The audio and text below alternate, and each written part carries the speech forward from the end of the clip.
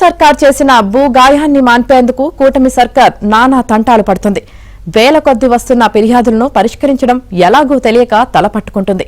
కొన్ని చోట్ల అసలు యజమానులను మార్చేశారు, ఇంకొన్ని చోట్ల సర్వే నెంబర్లను ఎత్తేశారు, మరికొన్ని చోట్ల విస్తీర్ణం తగ్గించేశారు.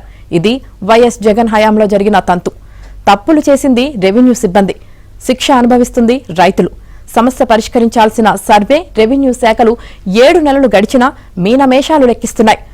6880 గ్రామాల్లో సభలు నిర్వహించగా 2.80 లక్షల ఫిర్యాదులు రావడం పరిస్థితి తీవ్రతకు అద్దం పడుతోంది.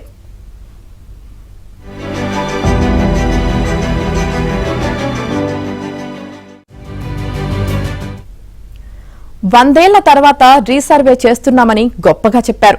వివాదాలన్నీ మటుమాయమవుతాయని ఊరించారు. జగనన్న భూరక్ష అంటూ హడావుడి చేశారు. చివరికి అది భూరక్ష కాదు, రైతులపై కక్ష అని తేలిపోయింది. హేతుబద్ధత, శాస్త్రీయత లేకుండా చేసిన భూముల సర్వేతో రాష్ట్ర వ్యాప్తంగా అనేక చోట్ల రైతులు భూములు సరిహద్దులు, సర్వే నెంబర్లు తలకిందులయ్యాయి. వాటిని పరిష్కరించేందుకు మండల స్థాయిలో అప్పీళ్ల వ్యవస్థను ఏర్పాటు చేస్తున్నామని జగన్ సర్కార్ గొప్పలు చెప్పినా ఆచరణలో ఫలితమివ్వలేదు. తాను దిగిపోయే నాటికి రీసర్వే పూర్తి కావాలని నాడు జగన్ ఒత్తిడి తెచ్చారు. దీనిపై ఫిర్యాదులు పెండింగ్లో ఉండకూడదని ఆంక్షలు పెట్టారు. అయితే ఆయనది హడావుడిగానే మిగిలిపోయింది. సమస్యలేవి పరిష్కరించలేకపోయారు. ఆ సమస్యలే రైతులను అప్పటి నుంచి ఇబ్బందులకు గురిచేస్తున్నాయి.